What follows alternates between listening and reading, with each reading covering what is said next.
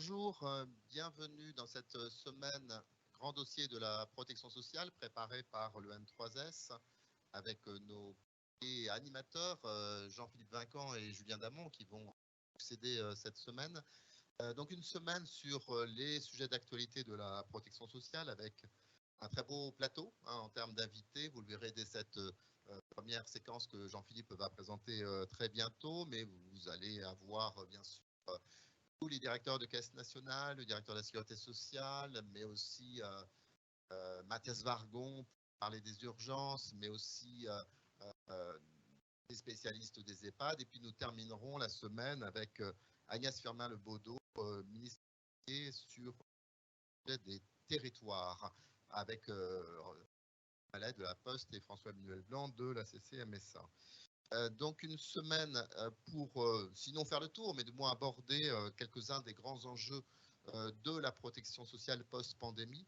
Bien évidemment, les sujets de soutenabilité, on va commencer par cela traditionnellement avec les sujets, disons, de nature plus financière, avec les éclairages macroéconomiques aussi si nécessaire dans une période avec autant d'incertitudes.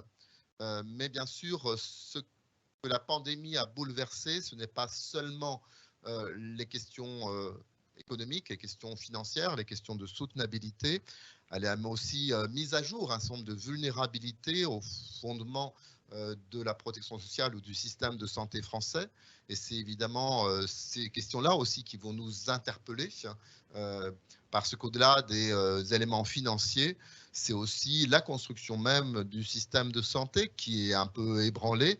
Non pas forcément que la pandémie ait tout révélé, mais elle a accéléré un certain nombre d'éléments de prise de conscience sur les fragilités de notre système de santé. Vous savez du reste que les pouvoirs publics ont lancé des réflexions tant sur la santé que sur aussi l'autonomie qui nous occupera en fin de semaine.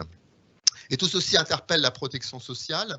La protection sociale, bien sûr, parce que, évidemment, ces éléments de construction financière sont en jeu, mais aussi dans le rôle qu'elle peut jouer face à ces défis.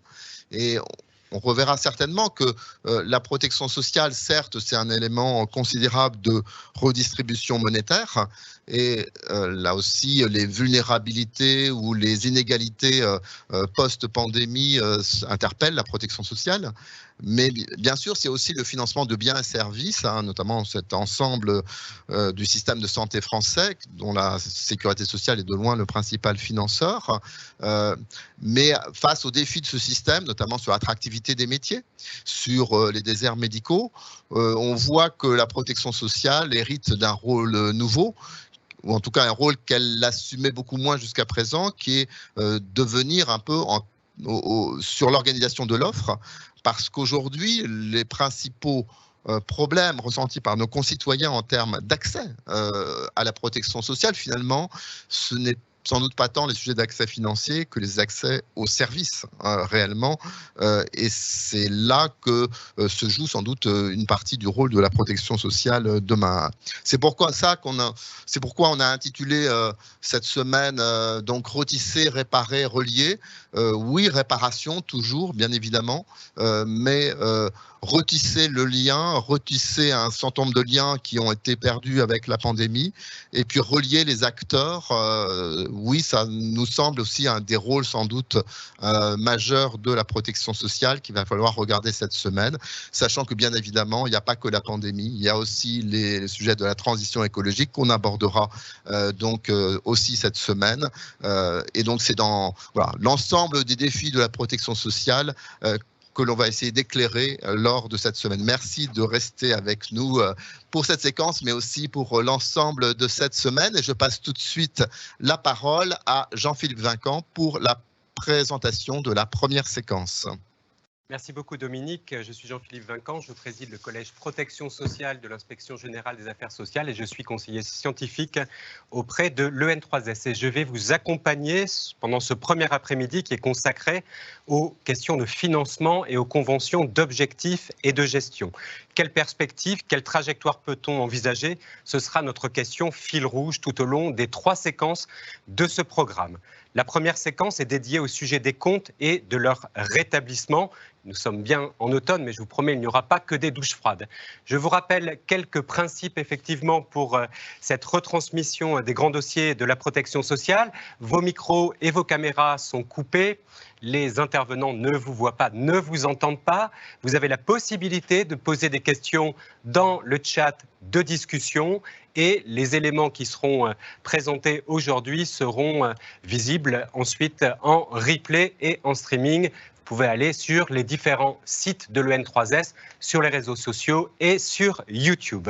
Alors maintenant, cette première séquence, elle est dédiée au sujet des comptes et de leur rétablissement, avec effectivement la présentation des lois financières ces 2 saisons et notamment de projet de loi pluriannuel de programmation des finances publiques et le projet de loi de financement de la sécurité sociale qui apporte plutôt des bonnes nouvelles sur le rétablissement du solde des régimes obligatoires de sécurité sociale et du FSV, avec une perspective 2023 qui est présentée à un peu moins de 7 milliards d'euros de déficit par le gouvernement dans le projet de loi dont le Parlement a été saisi, mais une conjoncture qui reste difficilement lisible et un pilotage qu'on peut qualifier de pilotage dans l'incertitude des finances publiques et des comptes sociaux. Et cela nous semble poser les questions assez fondamentales de définition, de priorité d'action, de tension entre différents objectifs, de politique publique, d'arbitrage peut-être court terme, long terme.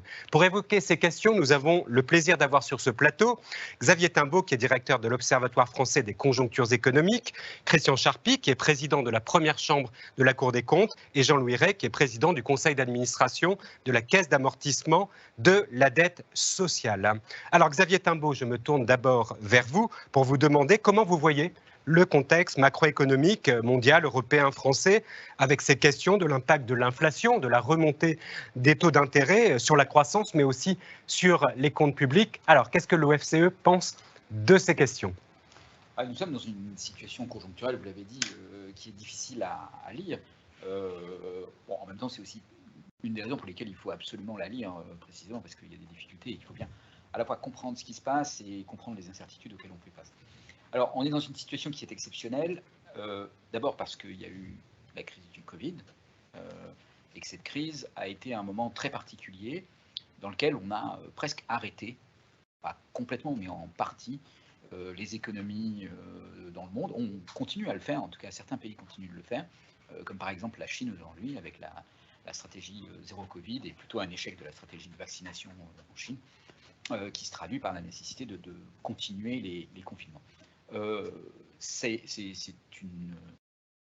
été une situation tout à fait exceptionnelle, avec des conséquences économiques évidemment majeures en termes d'activité, à laquelle on a ajouté une doctrine qu'on pourrait qualifier de hyper-keynésienne, qui a consisté à dire que face à ce choc qui était imprévisible et qui touche tout le monde, on allait opérer une socialisation complète des conséquences de ce choc pour les agents privés. Et quoi qu'il en coûte.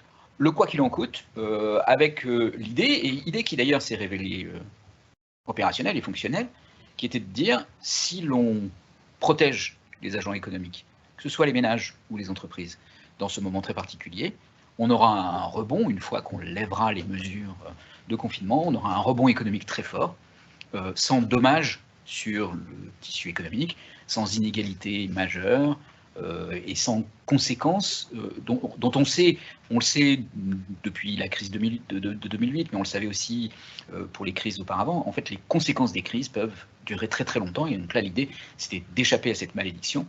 Voilà. Alors ça a plutôt fonctionné, mais au moment où on sortait du dernier confinement, s'est déclenché un autre événement de nature complètement différente, qui est l'invasion par la Russie de l'Ukraine, et ce qu'on peut aujourd'hui commencer à interpréter comme l'utilisation par la Russie du prix de l'énergie, en particulier du prix du gaz, comme d'une arme de guerre. Donc la guerre n'est pas simplement sur le champ de bataille en Ukraine, elle est aussi dans la sphère économique, et elle passe aussi par l'évolution des prix de l'énergie. Il y a eu des sanctions des pays occidentaux vis-à-vis de la Russie. mais il y a une forme de réponse de la part de la Russie par la question énergétique, et qui déclenche une crise économique dans les pays développés, qui est liée au renchérissement considérable des prix de l'énergie, et en particulier ceux du gaz. Donc, si vous soutenez l'Ukraine, je casse votre rebond ou votre croissance.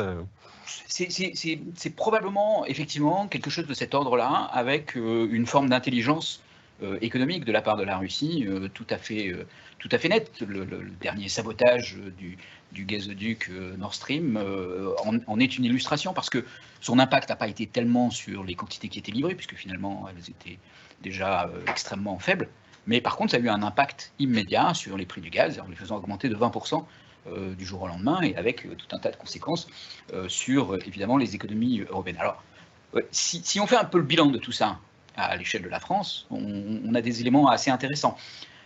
On est sorti de la crise du Covid après avoir eu une croissance à moins 8% en 2020, avec une croissance qui a pratiquement annulé cet effet de récession aujourd'hui. Et donc on pourrait presque dire que la crise du Covid a été effacée. Ce qui fait quand même un mouvement conjoncturel tout à fait exceptionnel, moins 8% une année, et ensuite en un peu plus d'une année de rattraper cette activité économique perdue, c'est tout à fait considérable. Alors ça s'est quand même fait, vous évoquiez le quoi qu'il en coûte, mais le quoi qu'il en coûte a quand même un coût, et donc ça s'est fait avec un coût qu'on estime aujourd'hui pour les administrations publiques à quelque chose de l'ordre de 160 milliards d'euros. 160 milliards d'euros qui se traduisent par une dette publique tout à fait, qui est directement reliée à cela. Alors, ce n'est pas la seule conséquence. Il y a aussi une autre conséquence qui est assez intéressante, c'est que pendant le confinement, bien qu'il y ait eu le quoi qu'il en coûte, les gens ont moins consommé, donc ils ont épargné. Et donc, il y a dans les comptes des ménages une surépargne au sens où une épargne qui n'aurait pas eu lieu s'il n'y avait pas eu cette crise Covid, qui est de l'ordre de 180 milliards d'euros. Alors, c'est un élément important dans l'équation, parce qu'il y a là un potentiel d'activité, ou en tout cas, il y a à étudier comment cette épargne peut se déverser ensuite dans le reste de l'économie. Alors, la situation de la France est celle-là, mais celle des pays voisins, et même des États-Unis, est assez comparable à ça. Alors ça, c'était avant la crise en Ukraine. Avec la crise en Ukraine, on subit un choc économique qui est de l'ordre, pour l'économie française, de 3 points de PIB. 3 points de PIB, c'est le renchérissement de la facture énergétique de la France. Une partie de ces 3 points de PIB sont directement dans le portefeuille des Français et se traduisent par l'augmentation des prix de l'énergie et des dépenses qui sont liées. Une autre partie a été absorbée par une sorte de continuation du quoi qu'il en coûte, qui est le bouclier énergétique, et qui a, si on additionne les années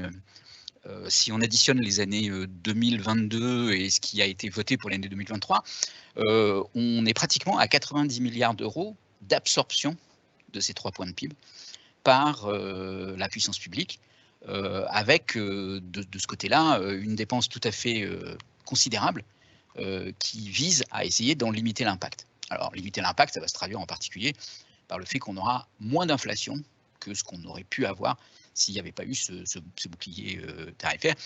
Et c'est évidemment extrêmement important pour la suite de l'histoire.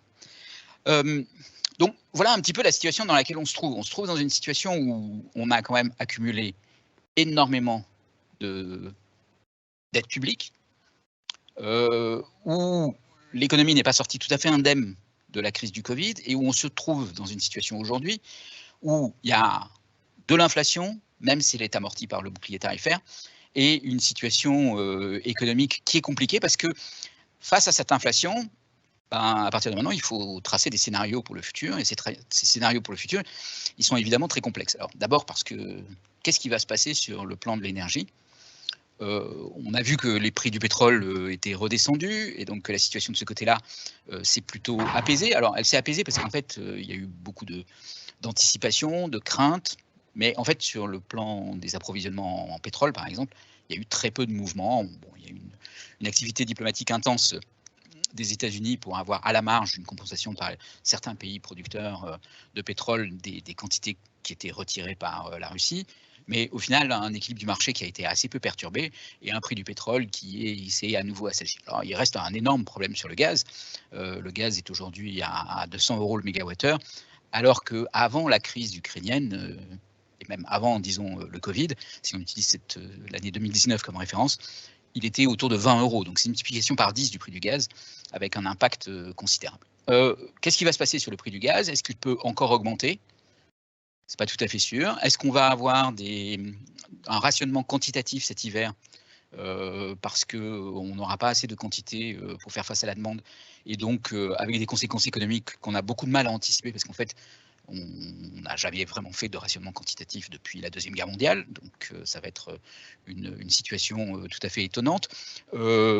Peut-être tout au long de l'année 2023, une pression qui va continuer, parce qu'on n'aura pas diversifié les approvisionnements en gaz et que la Russie n'aura pas repris ses livraisons de gaz, et donc il y aura toujours un déficit de ce côté-là, et que avec un hiver difficile ou un printemps tardif, on peut avoir des consommations de gaz exceptionnelles et donc se retrouver à nouveau dans des situations de pénurie. Donc de ce point de vue-là, il y a des incertitudes. Il y a une énorme question du côté de la politique monétaire face à cette inflation. Qu'est-ce qu'il faut faire du côté des banques centrales? Ralentir les économies sans doute pour limiter la hausse de l'inflation, mais ralentir des économies qui ralentissent déjà à cause d'un choc énergétique, c'est une politique qui est assez complexe et qui peut coûter cher au bout du compte. Renchérir et augmenter les taux d'intérêt dans une situation où les États sont très endettés, c'est aussi quelque chose qui peut déclencher une crise de la dette souveraine, un petit peu comme on l'a connu en 2012, avec des réactions de politique budgétaire qui pourraient venir à nouveau aggraver la crise. Donc on est effectivement dans une situation de politique économique qui est complexe et difficile. Alors peut-être la seule bonne nouvelle, merci beaucoup pour ces éléments, c'est que je suis désolé, il n'y a pas beaucoup de bonnes nouvelles. Oui. Alors c'est que l'emploi se tient bien quand même. Hein. Oui, l'emploi se tient bien, on nous parle de tension sur le recrutement et on a le sentiment que ce renchérissement du coût des facteurs pour les entreprises, on le compense dans les entreprises les plus consommatrices d'énergie, puisque le bouclier ménage s'est doublé d'un bouclier producteur, entreprise, et que d'une certaine façon, la plutôt bonne tenue des recettes tient au fait que du côté de l'emploi et du côté de la masse salariale, ça tient plutôt vaillamment. Et on a plutôt de bonnes nouvelles, de bonnes améliorations. Sans ça, on ne parlerait pas effectivement encore de l'UNEDIC et de la question du fait que l'État veut guider encore un peu plus les négociations du côté effectivement de ce régime paritaire. Vous avez tout à fait raison de pointer la situation du marché de l'emploi. Elle illustre vraiment un peu le paradoxe de la situation dans laquelle on est et de la difficulté qu'il y a en fait à la lire. Alors derrière la bonne tenue de l'emploi, il y a deux choses en fait. Il y a le rebond inattendu, mais en même temps lié aux politiques publiques en sortie de crise de Covid. Et donc effectivement, on a réussi à préserver le tissu des entreprises, on a réussi à préserver l'emploi dans les entreprises.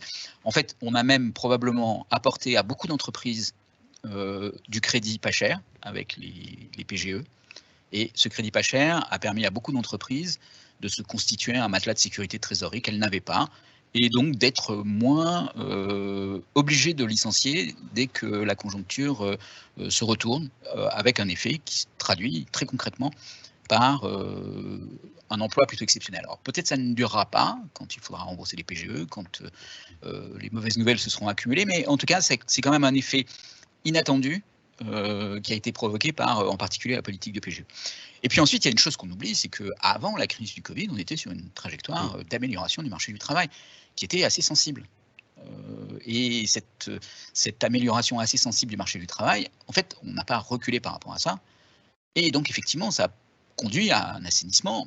Alors, il n'est pas complet, il n'est pas total, mais il est quand même là, un assainissement en particulier des finances sociales, puisque les finances sociales sont pour beaucoup basées sur la situation du marché du travail, que ce soit celle de l'assurance chômage, évidemment, puisqu'il y a moins de dépenses avec moins de chômage, ou celle des autres comptes sociaux, puisqu'il y a plus de recettes par les cotisations sociales. Donc voilà, ces éléments-là sont effectivement des éléments plutôt positifs, qu'il ne faut pas perdre de vue dans un contexte qui est dégradé. Mais voilà, quand on part d'une situation un peu meilleure, la dégradation évidemment a des conséquences un peu moins désagréables et un peu moins pires. Merci beaucoup Xavier Tabot, on vous retrouvera tout à l'heure dans la discussion. Et donc maintenant, je me tourne vers Christian Charpy. Alors vous présidez la Chambre de la Cour des comptes qui a une vision de synthèse sur les comptes publics. Qu'est-ce qu'on doit retenir selon vous du programme de stabilité qui a été présenté un peu dans la torpeur de l'été, mais maintenant nous avons aussi des lois financières, une loi pluriannuelle qui a été déposée. D'une certaine façon, comment vous interprétez d'une certaine façon ce chemin qui est tracé dans ces documents, à l'aune peut-être aussi des préconisations de la Cour des comptes, qui a le redressement des comptes publics à cœur et qui a fait des préconisations en ce sens? D'abord, sur votre première question, que retenir du programme de stabilité qui était présenté à l'été? En fait, pas grand-chose. Pas grand-chose, parce que c'était un programme d'attente. On attendait impatiemment la reprogrammation des finances publiques, qui, je dirais, n'apporte pas non plus énormément de sécurité sur une trajectoire de retour à l'équilibre. Ce que je voudrais peut-être dire d'abord au départ, c'est que la situation des finances publiques françaises, elle a une caractéristique forte, c'est qu'elle se dégrade très fortement pendant les crises et elle ne se rétablit pas après les crises. Il faut se rappeler qu'avant la crise de 2008-2009, la dette publique, en gros, c'est à peu près 60% du PIB, c'est la même chose que les Allemands. Après la crise de 2008-2009, on est monté à 90 points de PIB, un peu plus. Et puis avec la crise du Covid, on est monté à 115-117 points de PIB, ce qui est quand même tout à fait considérable et qui nous distingue de nos partenaires. Ça ne nous distingue pas au moment de la crise, parce que tous les pays ont fait à un niveau plus ou moins important, le quoi qu'il en coûte. Et la Cour des comptes, même si parfois la taxe un peu d'austérité, ou la Cour des comptes n'a jamais critiqué les mesures du quoi qu'il en coûte. Il a dit que c'était nécessaire de le faire, qu'il fallait surtout, au moment où c'était plus nécessaire, arrêter. Mais ce qui est très frappant, c'est que pendant les périodes de crise, on accroît nos dépenses et nos recettes baissent, et donc on accroît la dette et le déficit, et après ça, on n'arrive pas à revenir à une situation, même pas de revenir à la situation hantée, mais déjà même de baisser légèrement. Pourquoi? Alors, on peut dire parce qu'il n'y a pas de volonté politique durable de redresser les comptes. Oui, ça peut être le cas, c'est pas uniquement la situation. C'est d'abord parce que je pense que on s'y prend pas très bien. C'est-à-dire que quand on fait nos lois de programmation des finances publiques, on promet toujours que les choses vont s'améliorer en fin de cycle, et qu'en début de cycle, il faut faire des baisses d'impôts pour relancer la machine, il faut faire des dépenses pour établir une position concurrentielle, favoriser l'investissement, et qu'au fond, tout ceci va créer de la croissance qui va ensuite permettre de rétablir les comptes en fin de période. Et donc les efforts sont toujours attendus en fin de période. Le problème, c'est qu'entre le moment où on programme la loi de programmation des finances publiques et les efforts qui doivent être fait en fin de période, il se passe toujours des événements non prévus qui interrompent la machine économique, qui interrompent le retour vers le redressement. J'en prends un exemple. 2017, les choses étaient plutôt bien rétablies. 2017-2018, arrive la crise des Gilets jaunes. On remet quelques dizaines de milliards de dépenses supplémentaires. On interrompt des baisses d'impôts qui étaient prévues, des hausses d'impôts qui étaient prévues, on augmente les dépenses et on a un premier choc. Arrive le Covid, non prévu, l'effort de redressement à nouveau s'interrompt et au contraire, on est plutôt en période de décroissance. Et puis, la crise en Ukraine arrive et à nouveau, on est en grosse difficulté. Donc, la situation des finances publiques, c'est vraiment en France que pendant les crises, on se dégrade, et après les crises, on ne se rétablit pas. Alors, la situation maintenant est assez différente d'une administration publique à l'autre. Parce que c'est vrai que la situation des collectivités locales, je commencerai par elle est globalement stable, même si elle peut subir un peu l'effet de la crise et des crises. En règle générale, elle s'en tire relativement bien pour une raison assez simple, c'est qu'il y a une règle du double équilibre qui fait qu'ils ne peuvent pas être en déséquilibre de financement, de fonctionnement et d'investissement. Et du coup, bon an, mal an, ils sont à peu près à l'équilibre, un peu plus, un peu moins. Cette année, en 2021, je crois que l'épargne brute était de l'ordre de 4,5 milliards d'euros, c'est tout à fait confortable. Et la dette des administrations locales doit faire 10% de la dette totale. Donc, ce n'est pas un vrai sujet. Côté sécurité sociale, c'est un peu différent parce que la sécurité sociale, dans son ensemble, réagit très fortement, comme le rappelait Xavier Timbourg, réagit très fortement à la crise économique parce que ses recettes sont indexées sur l'emploi et donc sur la croissance, et que ces dépenses, soit elles sont rigides, c'est le cas des dépenses de santé hors période de Covid, soit elles sont programmées sur le long terme, c'est les dépenses de retraite, soit elles sont finalement assez marginales, c'est les dépenses familiales aujourd'hui qui comptent quand même beaucoup moins qu'auparavant. Donc les dépenses sont rigides, voire s'accroissent s'agissant du chômage en période de crise, les recettes, elles, s'effondrent. Ce qui sauve, je dirais, la sécurité sociale, ou plutôt dans son ensemble, les administrations de sécurité sociale aujourd'hui, c'est que, est-ce que vous avez vu en loi de finances pour loi de financement pour 2023, les administrations de sécurité sociale sont en excédent. C'est pas l'équilibre de la sécurité sociale elle-même qui reste en déficit, même si les choses se sont réduites considérablement. C'est le fait qu'il y a une ressource particulière, Jean-Louis Ray pourra en parler, qui est celle de la CADES, qui compte en recettes publiques, mais qui ne compte pas en dépenses, parce que les remboursements qu'on fait de la dette ne comptent pas en dépenses publiques. Mais globalement, la dette de la Sécu, c'est 10 à 12% de la dette totale. La CADES rejoint une partie importante. Ce qu'on peut peut-être regretter, c'est qu'au cours des années passées, on a consolidé de la dette passée. Ça, c'est pas forcément un problème, mais également de la dette à venir, et qu'on n'a pas accompagné cette reprise de dette par un programme de retour à l'équilibre. Mais le vrai problème, c'est l'État. L'État, c'est le déficit de l'État dépasse celui des administrations publiques, donc il est plus en déficit que le reste.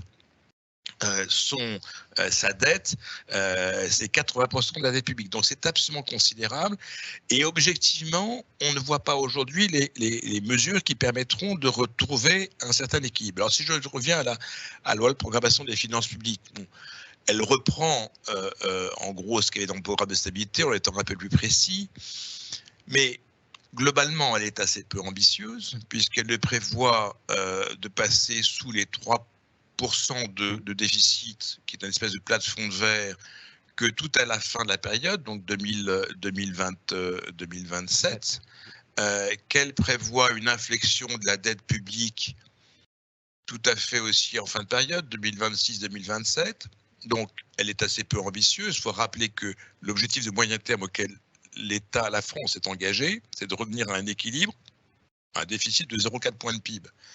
On en est très loin. Donc, une loi de programmation des finances publiques qui est globalement peu ambitieuse. Une loi de programmation des finances publiques dont le Haut Conseil des finances publiques a indiqué qu'elle lui paraissait basée sur des hypothèses pas complètement réalistes. Alors, en tout cas, optimistes. Elles sont optimistes. L'un des points fondamentaux, c'est, quand on fait une loi de programmation, c'est quelle est la croissance potentielle d'un pays. Alors, même si personne ne sait le mesurer dans le détail, mais globalement, on dit si on utilise à plein les facteurs de production, on arrive à un pourcentage de croissance qui peut être de 1, 1,2, 1,3, 1,5. Bon. Et tout ceci est assez fondamental parce que c'est à partir de ça qu'on voit que la dynamique d'un pays.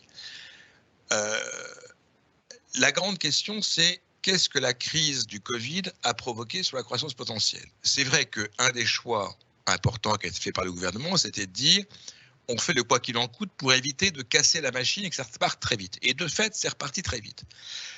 Néanmoins, la loi de programmation des finances publiques est basée sur une croissance potentielle qui est de 1,35% par an, assez dynamique, même si on peut dire c'est pas grand-chose, 1,35, mais c'est quand même assez dynamique, et c'est significativement plus dynamique que ce que on trouve dans d'autres prévisions, pas toutes, et surtout, ça part du principe qu'au fond, la crise du Covid n'aura eu aucun impact sur la croissance potentielle, ce qui est peut-être quand même assez ambitieux et assez optimiste. Donc, une croissance potentielle, une hypothèse de croissance potentielle relativement optimiste.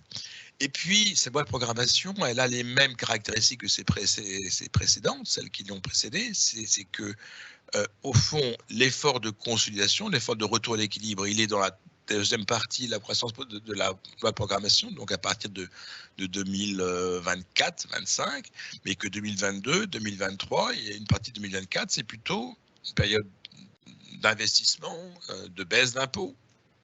Et donc, on peut craindre, surtout si la crise ukrainienne se prolongeait, on peut craindre que les hypothèses économiques et la situation économique soit telle que les hypothèses de retour à l'équilibre qui sont prévues en fin de période, enfin de retour à l'équilibre, de réduction en tout cas des déficits, ne se retrouvent pas.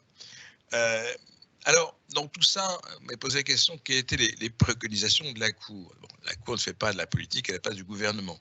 Donc la Cour, elle va dire qu'il y a des questions de méthode, d'abord. La première question de méthode, c'est de prendre des hypothèses qui ne soient, pour bâtir sa programmation des finances publiques, qui ne soient pas, dès le départ, qualifiées d'optimistes. Et c'est vrai que nous avons tendance à penser que l'hypothèse est un peu optimiste, qu'il vaut mieux avoir des bonnes surprises que des mauvaises surprises. Alors, quand on dit ça à la Direction générale du Trésor, ils disent toujours qu'il faut baser ces hypothèses de croissance sur quelque chose de réaliste. Et on ne dit pas qu'il faut prendre des hypothèses négatives ou pessimistes, on dit simplement il faut qu'on prenne des hypothèses qui permettent que si jamais les choses sont moins favorables que prévu, on ne perde pas pour autant les fondamentaux du retour à l'équilibre. Deuxième principe, c'est qu'il faut qu'on équilibre sur l'ensemble de la période de la reprogrammation le dispositif, l'ensemble des mesures et qu'on n'attende pas à la fin pour faire des mesures de redressement. Il faut les faire sur l'ensemble de la période. Alors, on peut doser en fonction de la situation conjoncturelle, mais globalement, il faut que les efforts soient faits sur l'ensemble de la période. Troisièmement, qu'il faut documenter plus précisément ce qu'on veut faire.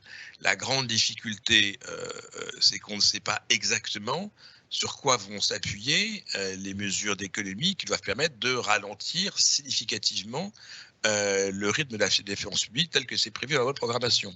La seule chose qu'on sait, c'est du côté des collectivités locales. Il y a un dispositif qui ressemble un peu à un plafonnement des dépenses pour qu'elles soient baisse en volume de 0,5 points de PIB, mais on ne sait pas trop comment ils vont faire. Et côté État, on n'a pas une grande précision. Et enfin, du côté de la sécurité sociale, l'une des réformes de base, qui est la réforme des retraites, elle est annoncée, mais on ne sait pas quand et on ne sait pas sur quel calendrier, on ne sait pas sur quel montant. Donc, globalement, on a une loi de programmation qui fixe des objectifs, mais sur lesquels qui ne sont pas appuyés sur des choses suffisamment précises pour qu'on puisse juger de leur réalisme.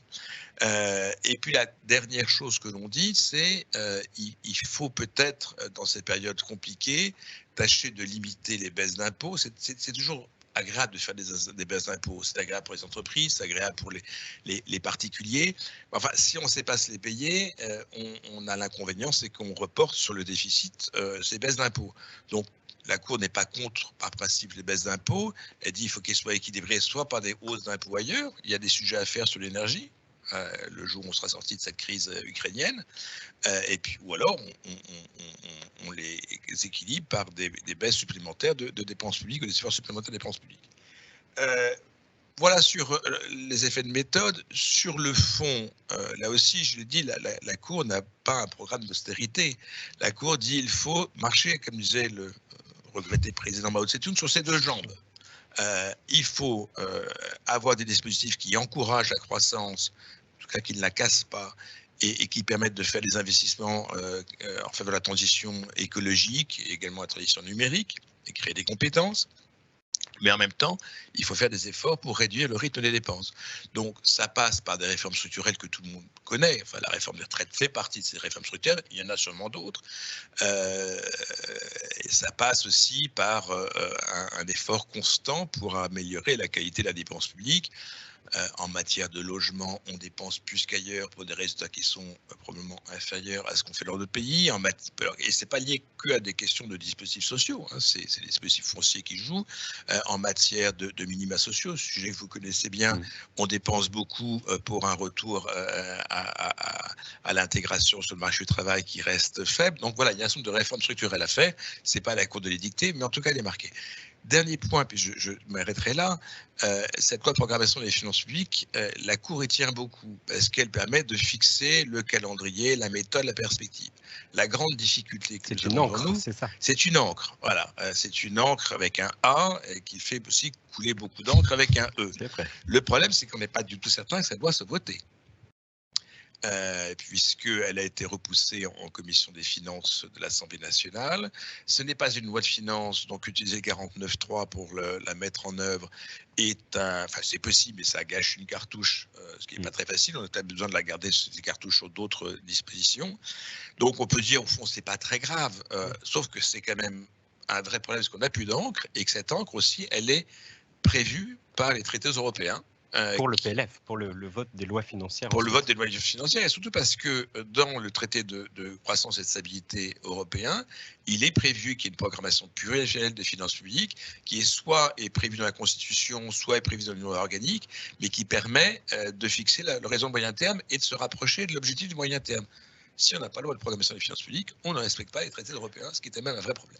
Et on sera un petit peu dans l'inconnu, effectivement, tant qu'on n'aura pas effectivement la réponse sur la possibilité de faire voter cette loi pluriannuelle. Merci beaucoup, Christian Charpy. Maintenant, Jean-Louis Rey, vous présidez une caisse qui a été très active ces dernières années, ces derniers mois, des opérations de reprise importantes, avec des objectifs d'amortissement qui restent soutenus. Christian Charpy y faisait allusion. Donc, comment, d'une certaine façon, toute cette conjoncture, ces incertitudes retentissent sur le président de la CADES et son action au sein de la Caisse, et quel impact possible de la hausse des taux d'intérêt sur la gestion de la dette sociale? Question que tout le monde se pose. Je dirais que la crise multiforme n'a pas impacté la capacité de la CADES à faire face à ses engagements. Ça, c'est une caractéristique très forte. Conditions dans lesquelles, je vais y revenir, on exerce nos activités sont un peu différentes, des fois compliquées, mais on n'est pas les seuls d'ailleurs. Tous les investisseurs dans le monde entier sont un peu sur cette situation, mais on a réussi quand même à maintenir vraiment notre double mission. La première mission, tout simplement, c'était d'alléger la charge de trésorerie de la COS, de l'URSSAF Caisse nationale. Donc, on a les lois de 2020, nous avions donné comme objectif de reprendre 136 milliards. On en a pris à ce jour 90. Il reste 10 à prendre d'ici la fin de l'année. D'ici la fin de l'année, et puis on a en programmation 36 milliards de plus à reprendre l'année prochaine. Très concrètement, la COS qui avait dû monter son plafond de trésorerie à 90 milliards à l'été 2020, redescend son plafond l'année prochaine à 25 milliards. Ça veut dire, alors que les taux d'intérêt sont à court terme sont redevenus positifs, ils étaient négatifs depuis 2005. Et puis la COS va faire face à des charges très modérées d'emprunt à court terme, alors qu'elle gagnait un peu d'argent depuis une quinzaine d'années. Des frais financiers réduits. Voilà, des frais, voilà, exactement. Donc ça, cette mission, on a pu la remplir sans difficulté. La deuxième mission, c'est celle d'amortir, c'est celle de détruire la dette. Alors la destruction de la dette, c'est quoi? C'est d'avoir de bonnes recettes, d'avoir des charges d'intérêt les plus modérées possibles et d'avoir donc une capacité d'amortissement la plus élevée. Alors du côté de recettes, très bonne évolution les recettes. En 2020, on a perdu 1 milliard par rapport à ce qu'on pouvait attendre raisonnablement comme recettes pour la CADES. En gros, les 5 années précédentes, on avait une augmentation tous les ans de 3%. Elle ne s'est pas produite, bien sûr, donc on a perdu 1 milliard. En 2021, on en perdait encore 400 millions. Il y avait une amélioration très sensible, on gagnait 400 millions. En 2022, on est revenu exactement au taux d'évolution des recettes telles qu'elles auraient dû avoir lieu s'il n'y avait pas eu de crise. C'est très rapide comme redressement. Alors, on ne récupérera pas les 1,4 milliard qu'on a perdus les années précédentes, mais bon. Donc, 2022, vous revenez à 18 milliards à peu près, on revient à 20. À 20. Non, on va à 20 parce qu'on intègre l'évolution normale de 3% par an qu'on aurait dû prendre encaisser. L'enjeu, c'est 2023. Qu'est-ce qui va se passer en 2023? Aujourd'hui, on programme, on fait une prévision qu'aussi on pourrait reproduire ce schéma d'une année 2023 qui serait une année normale, si je puis dire. On peut se poser des questions quand même. Mais enfin, bon, l'enjeu, c'est que les recettes et les bonnes recettes sont là. Du côté des opérations d'emprunt, l'année dernière, on a fait 10 grandes opérations d'emprunt. 10 sur les marchés internationaux des capitaux, donc à moyen et long terme, on a fait 5 opérations en euros, 2 en dollars et même une en sterling, ce qu'on ne ferait plus maintenant. Qu'est-ce qui s'est passé? Il s'est passé qu'il y avait un petit frémissement de reprise des taux d'intérêt, donc de passage au taux d'intérêt positif, mais ça s'est reproduit que sur 2 opérations sur 10 et une en septembre, une en janvier et une en septembre. Ce n'est pas linéaire. Il y avait un marché était hésitant, il n'était pas sûr qu'il enclenchait vraiment le processus de passage au taux d'intérêt positif. Au total, sur ces 10 opérations, en taux moyen pondéré des opérations, on a un taux négatif de moins 0,30. Une très belle année. on engrange le bénéfice des taux d'intérêt négatifs. En 2022, changement net de situation. Mais c'est la crise, bien sûr, c'est la crise de la guerre d'Ukraine qui a déclenché le processus. On l'a vu immédiatement sur les marchés, c'était spectaculaire. Du jour où l'offensive a été menée en Ukraine, les taux d'intérêt sont basculés massivement et définitivement fortement et dans les taux d'intérêt positifs. On a fait cette opération depuis le début de l'année, on n'a pas fini. On a fait à peu près, on a levé en grosse opération 27 milliards, il faut encore faire 7 à 8 milliards de prélèvements, c'est un reste à faire assez conséquent, je vais y revenir. Les taux d'intérêt sont tous positifs, quelle que soit la maturité ça va de 5 à 10 ans. Bon, mais ceci dit, il faut être clair, hein, c'est des taux d'intérêt positifs, mais c'est des taux d'intérêt positifs qui sont au réel des taux d'intérêt négatifs. On est très loin d'absorber avec les taux d'intérêt l'inflation telle qu'elle s'est développée depuis le début de l'année. Bon, ces opérations, donc, on n'a pas terminé 2022, donc je ne peux pas vous donner un taux moyen pondéré de ces opérations, mais il sera bien sûr différent, il sera positif, et il sera bien sûr nettement différent en 2021. Si on traduit ça en taux de financement de la caisse, c'est ça qui est très important, c'est-à-dire la moyenne des taux pondérés du stock de dette. On a 132 milliards de dettes aujourd'hui. Comment ça a évolué ces dernières années? C'est ça qui est intéressant. 31 décembre 2020, on avait un taux de positif de 1,44. À la fin de l'année 2021, un an après, on était descendu à un taux de plus 0,6. Au 30 septembre de cette année, on est à 1%. On va finir l'année avec légèrement un peu plus de 1%. Donc, vous voyez qu'on reste quand même dans des limites de taux de financement qui sont très, très modérés. Alors, je donne des références. C'est le taux moyen pondéré du portefeuille, du stock total. Là. Exactement. C'est une évolution démodérée parce qu'on a un historique là-dessus. En janvier 2021, le taux du portefeuille il était de 5,3%. Lorsqu'on a abordé le pic de la crise de 2007-2008, on était à 4,3%. Et là, on est donc, pour le moment, à 1%. On va monter, mais on n'ira jamais très loin non plus. On ne sera jamais dans les zones, des zones qui ont été les nôtres donc dans le passé. En charge d'intérêt, parce qu'il faut le traduire bien sûr en euros, en 2020, on avait 1,5 milliard de charges d'intérêt. En 2021, on n'a plus que 1,2 milliard.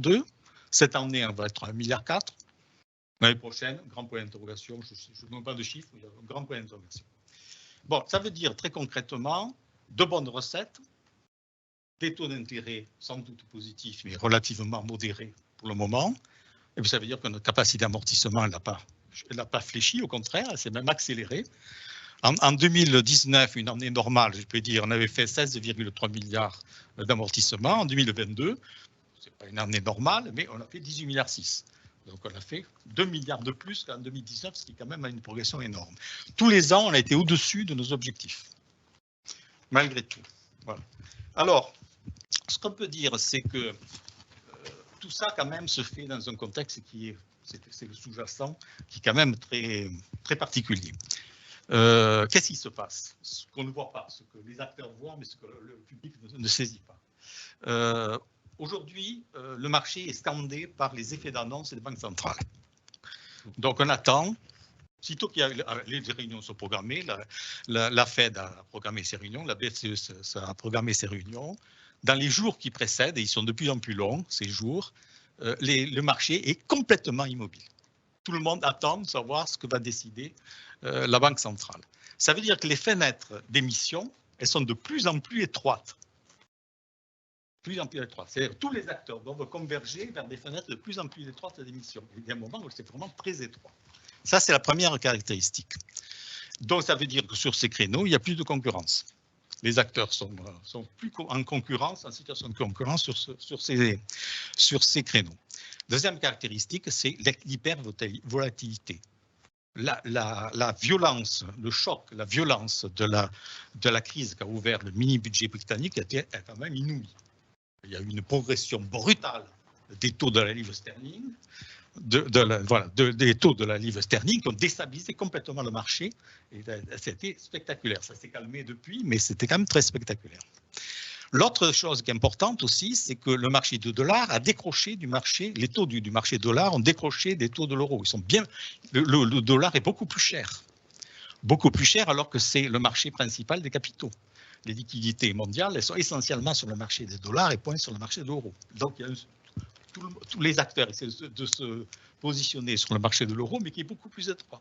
Voilà, ça c'est l'environnement, je dirais, l'environnement général. Alors, il en résulte des situations très étonnantes. Actuellement, la CADES, qui est cotée par ces trois agences internationales de notation AA, comme elle est l'État, emprunte exactement comme l'Union européenne, au même taux que l'Union européenne, qui est classée AAA et qui est sans doute à la meilleure cotation mondiale. C'est inexplicable, on ne comprend pas, mais voilà. Alors que le Trésor est un peu meilleur que la CADES. C'est d'une lisibilité, tout ça, très bon. Bon. Alors ça vient, j'en conclus là, je vais conclure là. Bien sûr, tous les ans, chaque fois, on se pose la question, les écarts de taux entre la CADES et la FT, c'est devenu illisible. Je prends un exemple, les taux d'intérêt à 5 ans, le différentiel était à peu près de l'ordre de 20%, il est passé à 35%, aujourd'hui on ne sait plus où il est. On a fait une opération il y a 15 jours, une opération, on avait un spread de 35 points, quelques heures après, l'AFT fait une opération, le spread descend à 15 points, moins de 48 heures après, il était à 0. Donc c'est devenu très, très, très volatile. Voilà, donc, et alors, dernière chose, par rapport à justement l'action de l'AFT, qui est quand même importante, on a la chance, parce que c'est une politique qu'on avait menée de façon résolue, de être moins exposé que l'AFT au taux d'intérêt indexé sur l'inflation. L'exposition de nos 132 milliards, c'est 3% de cette somme, moins de 3% de cette somme exposée au taux d'intérêt, donc au taux d'intérêt indexé sur l'inflation. Le stock de l'AFT, c'est 10%. Et une très grande partie de l'augmentation énorme de la charge de dette budgétaire qui a été constatée notamment entre 2020 et 2022. Il y a à peu près 20 milliards de plus de charges budgétaires. Elles viennent de là. Elles viennent justement de l'index. Ce n'est pas tellement l'évolution des taux qui a participé, bien sûr. Mais d'abord, c'est bien sûr, c'est l'indexation sur l'inflation. Bon, ça, c'est une politique qu'on a menée de façon constante. On n'est pas aussi dans la même situation. Il y a le Trésor est obligé de faire certaines opérations que nous, on n'est pas obligé de faire dans ce domaine-là. Mais bon, on a eu une politique très résolue, surtout de ne pas progresser, alors que c'était tellement facile et tellement tentant quand l'inflation était très faible. Et qu'elle a été longtemps. Voilà ce que je peux dire pour le point de... Merci beaucoup, Jean-Louis Ray. Attention, hein, on va demander à la CADES de porter de la dette État si on vous entend là, dans cette gestion avisée. Alors, j'ai 3 questions que vous posez qui vont pouvoir s'adresser à chacun des 3 intervenants et je leur demanderai peut-être, s'ils en ont le temps, d'évoquer leur point principal d'inquiétude et un point d'optimisme qu'ils voient effectivement dans ce contexte un petit peu volatile, nébuleux. Donc une question pour Xavier Timbaud sur la position relative de la France par rapport aux pays de la zone euro d'une certaine façon. Est-ce qu'on a ce sentiment quand on regarde les principaux indicateurs qui est que la France, après avoir fait la même chose que tout le monde, peu ou prou, accompagné fortement par de la dépense publique, les effets des crises, risque de décrocher, d'être de nouveau effectivement en situation de décrochage, à un moment où on ne connaît pas vraiment, quand même, d'une certaine façon, les nouvelles règles européenne d'une certaine façon, parce qu'on a suspendu pendant 2 ans l'application des traités et les procédures qui permettent de poursuivre pour déficit excessif, mais on ne sait pas totalement d'une certaine façon sur quel rail le train maastrichtien des pays de la zone euro reviendra. Donc est-ce que vous voyez ce risque effectivement d'une sorte d'isolement de la France ou de relégation dans la zone Espagne-Italie, enfin le club maître de l'Europe, comme on disait? Oui, il y a un risque effectivement, mais il faut quand même bien le regarder parce qu'il y a des subtilités, des nuances importantes. Alors d'abord, si on fait le bilan de la partie Covid, la France a fait partie des pays qui ont raisonnablement dépensé par le quoi qu'il en coûte et qui a été plutôt efficace dans sa politique prophylactique et de vaccination. Et donc avec une sortie de crise qui a été plutôt plus rapide est meilleure que d'autres pays. Alors, on a eu du mal à rentrer dans la crise Covid. Il y a eu beaucoup de cafouillage au début. Mais en fait, la sortie et la continuation de la crise Covid a été plutôt gérée de façon efficace en France. On a fait une bonne deuxième mi-temps. On a fait une bonne deuxième mi-temps, en particulier par exemple par rapport à l'Allemagne, qui avait fait une excellente première mi-temps, mais qui a eu effectivement une deuxième mi-temps un peu moins bonne. Voilà, c'est à la fin du match qu'on fait les comptes, et de ce point de vue-là, la situation française a été plutôt meilleure à la sortie de la crise Covid. Alors, dans la crise énergétique, il y a deux camps en Europe. Il y a le camp des pays qui ont décidé de limiter la hausse de l'inflation en agissant en amont et en demandant soit aux distributeurs d'énergie, par exemple la France avec EDF, de limiter les hausses de prix, soit en faisant des ristournes à la pompe, la France toujours, soit en demandant aux distributeurs de gaz de limiter les hausses de gaz, donc la France aussi. Alors la France n'est pas la seule dans cette catégorie, il y a aussi l'Espagne. Il y a aussi évidemment l'Italie. Et puis il y a d'autres pays qui ont plutôt choisi de compenser les ménages a posteriori, avec l'idée que quand on les compense a posteriori, on peut faire quelque chose de plus ciblé et donc de moins coûteux. Donc c'est typiquement par exemple la politique qui a été suivie aux Pays-Bas, où en gros il a été dit, voilà, les prix du gaz augmentent, débrouillez-vous, consommateurs, mais on va aider les consommateurs les plus démunis avec des chèques pour en limiter les impacts sociaux. Alors, la stratégie des Pays-Bas par rapport à celle de la France, de l'Espagne, de l'Italie coûte beaucoup moins cher, donc elle est bien plus avantageuse sur le plan budgétaire. Par contre, elle a un effet qui est qu'il y a beaucoup plus d'inflation aux Pays-Bas, alors qu'il y a beaucoup moins d'inflation en Espagne, en Italie ou en France. Et la politique suivie en France, en Espagne et en Italie joue sur la compétitivité de ces économies. Parce que qui dit moins d'inflation, dit moins de hausse de salaire. Les ordres de grandeur sont considérables. En fait, en quelques mois de crise énergétique, on a fait plus pour la compétitivité qu'en 4 ou 5 années de CICE et de pacte de responsabilité, qui ont eu un coût assez important pour les finances publiques et qui ont produit des effets sur la compétitivité, mais moindres que ce qui vient d'être fait en quelques semaines par ces effets d'inflation. Alors, ça va rendre le débat très intéressant dans la suite, parce qu'on aura gagné en compétitivité, mais on aura des finances publiques dégradées.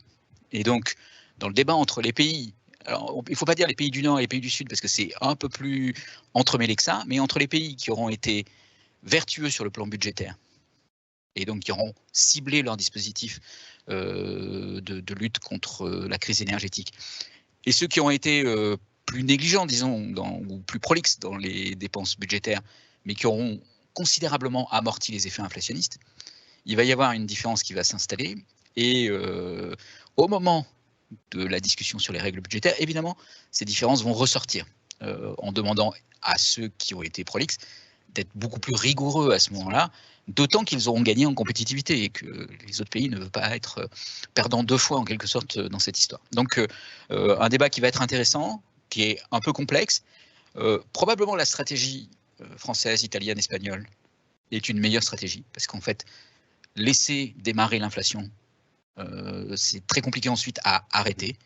Et donc, ça va demander des politiques monétaires longues et des effets très désagréables, parce que, par exemple, il faut augmenter le chômage pour arriver à réduire l'inflation. Donc, ne pas démarrer l'inflation, c'est éviter d'avoir à passer par ça. Mais voilà, il y a cette divergence en Europe qui va rendre les choses très intéressantes, très compliquées. Il n'est pas dit, même si ce n'est pas délibéré, que la stratégie qui a été suivie en France ne soit pas au final quand même une stratégie meilleure, parce que, comment dire, on ne peut pas négocier les effets de la compétitivité, alors qu'on peut toujours décaler le rétablissement des finances publiques. Et donc, de ce point de vue-là, le temps joue plutôt en faveur des pays qui ont choisi cette stratégie.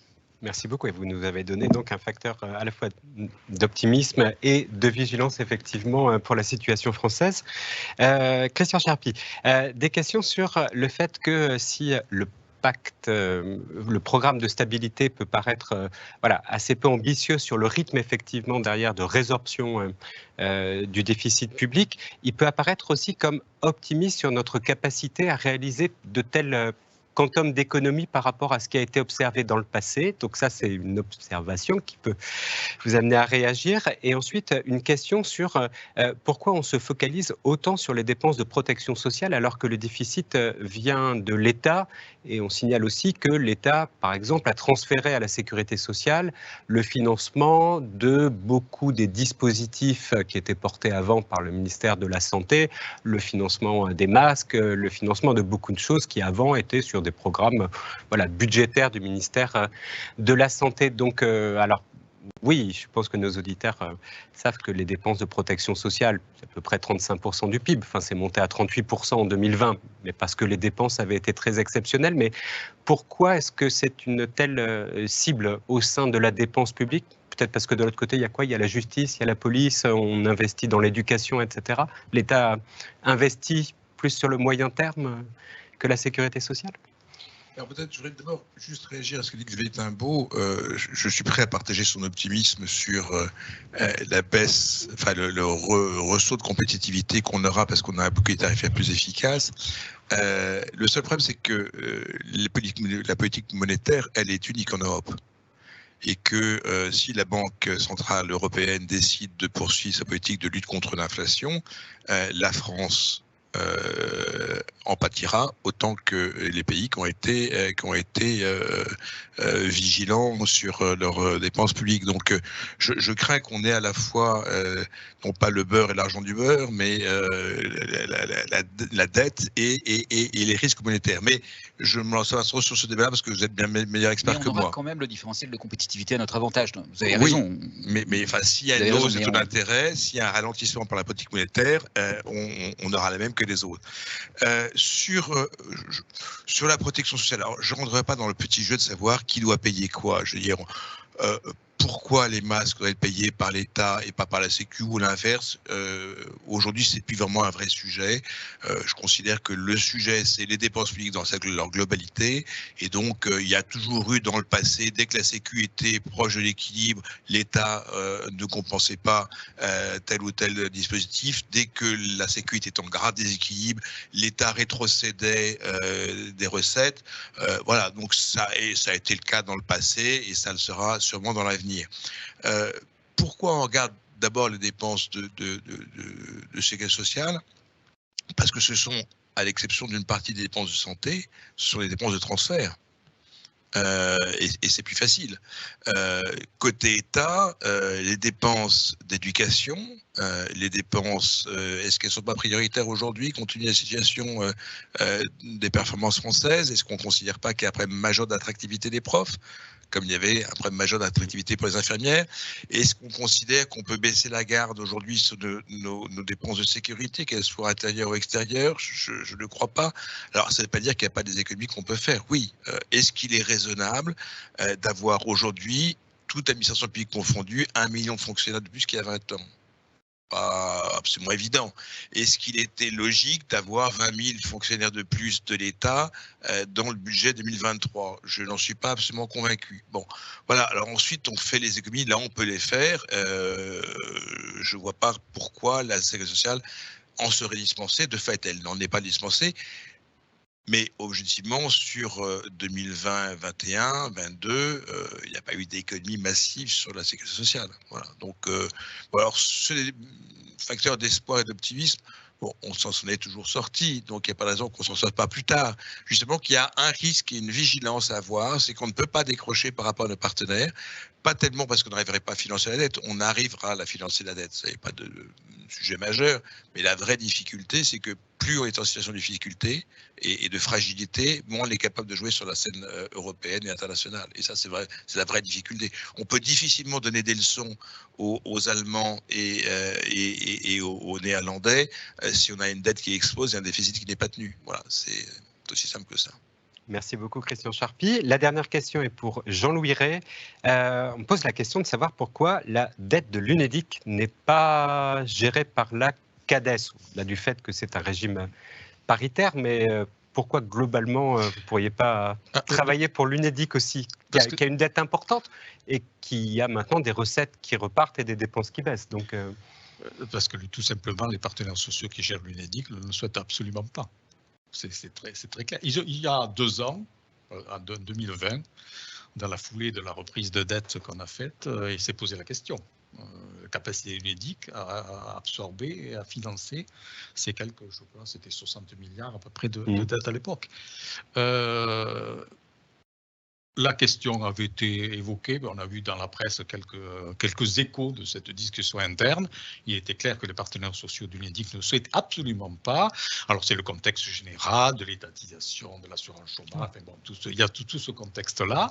Ils avaient évoqué l'hypothèse inacceptable qu'on pourrait distraire une partie de la CRDS pour la donner à l'UNEDIC pour qu'elle finance sa dette. Bon, j'ai mis le haut là tout de suite à cette idée farfelue. Mais voilà, c'est une question purement politique. Oui, mais les réserves et les placements des réserves, ça, pour les régimes de retraite, on sait que c'est complètement stratégique. Mais là, globalement, c'est gérer de la dette, c'est un petit peu plus neutre, à moins que l'UNEDIC ait une politique d'investissement. Enfin, je ne sais pas. Pour les réserves, il y a les politiques d'investisseurs responsables, la RSE, mais pour la dette, vous feriez de la gestion déléguée. Enfin, le Conseil de l'UNEDIC garderait un pouvoir d'arbitrage. Alors, Christian Charpie a une idée sur cette question. Oui, parce que c'est un sujet que je connais un tout petit peu. Ce que je n'arrive pas bien à comprendre, c'est la stratégie des partenaires sociaux depuis 20 ans. Ils voulaient garder l'UNEDIC et les ACIC pleines et entières. Ils ont perdu en 2009, j'en ai une partie de la responsabilité, la gestion du réseau d'assurance chômage. Première amputation. Ils ont dit on gardera absolument la négociation de la convention d'assurance chômage. 2 ans, 3 ans, enfin maintenant, ils n'ont plus, de fait, la négociation de l'assurance chômage. Et maintenant, ils veulent garder leur dette. Alors pour moi, c'est un truc que je n'arrive pas à comprendre. 60 milliards d'euros, sachant qu'on n'a pas les cordons de la bourse ni les cordons de la dépense, qu'est-ce qu'ils gèrent? Enfin, c'est pour moi quelque chose qui est totalement invraisemblable. En plus, je n'ai jamais fait, la dette de l'UNEDIC peut baisser rapidement, mais elle ne baissera pas au point de rembourser 60 milliards d'euros. Ça n'est jamais arrivé. À chaque fois, parce qu'il y a des cycles économiques inévitables, que ça dure 3 ans, est-ce que ça dure 5 ans, mais au bout d'un moment, les choses se redégradent et la dette continue à baisser. Enfin, il y avait un élément, c'est que dès que la dette baissait, on faisait de nouvelles dépenses. C'est ce qui s'est passé avant 2009. Hein. Et aussi après 2009, on a une nouvelle consommation en chômage qui a remis des dépenses. Donc voilà, je n'arrive pas à comprendre pourquoi ils veulent garder leur dette. Pour moi, c'est un mystère.